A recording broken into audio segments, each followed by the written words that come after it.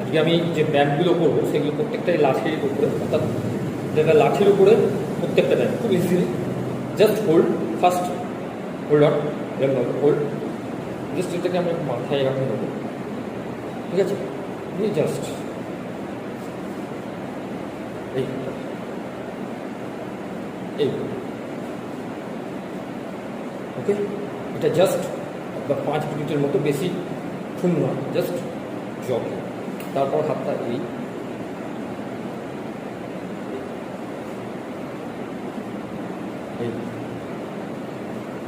পুরোটাই 5 মিনিটের মধ্যে কমপ্লিট করতে হবে।